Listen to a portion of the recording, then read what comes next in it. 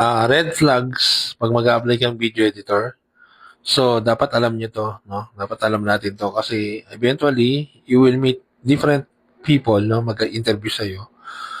Magpo-post ng hiring, no? So, maaaring maka-encounter ka nang na-encounter na ng iba, which is mga scammers.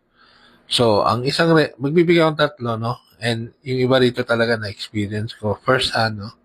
Pero yung iba naman, so, hindi ko pa naman na-experience, pero may ibang naka-experience, no? So, the first one, which hindi ko pa na-experience, is pag may hinihinging pera sa'yo, no? Kasi walang sense na naghahanap ka ng trabaho, tapos hihingan ka ng pera. Kasi naghanap ka ng trabaho, eh. Ikaw nga nangangailangan ng pera, no? Ikaw nga nangangailangan ng salary. So, pag hininga ka ng pera, whatever amount is it, no? It is, no? 500, 1,000. Siguro kahit 100 pesos, no? Parang, teka, company ba kayo? Wala ba kayong pang takip dyan ng 100? O kung 500, teka, ba't ako magbibigay 500? Lalo na pag malaki, no? So, number two is, actually, na-experience ko to, no? Pag nagpapakilala siyang big time, pero ang email account niya is Gmail, which is free, no? Kasi may nagpapakilala sa akin ganon, kesa so, may mga employee siya, o parang ang dating is parang isang big office sila, no? Pero, wala akong nakitang taong kasama niya ever since na in-interview niya ako. Tapos, laging naka-virtual background lang siya.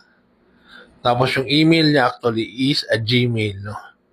Tapos, wala siyang posting. Ano pa bang isa nakita ko? Basta yung Gmail niya, no?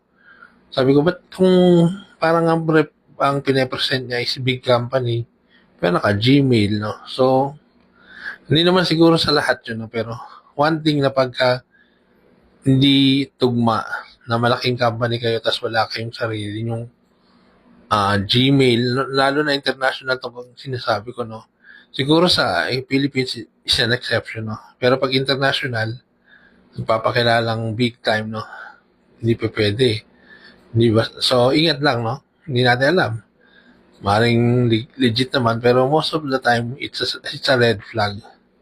And, third sign is pagkakaunti lang kayong empleyadong papasok sa kanya, no?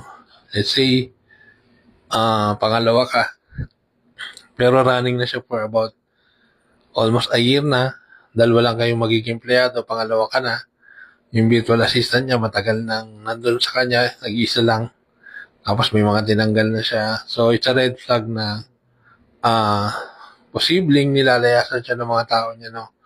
Kasi for some not good reasons, no? So, yun, na-experience ko yun, no?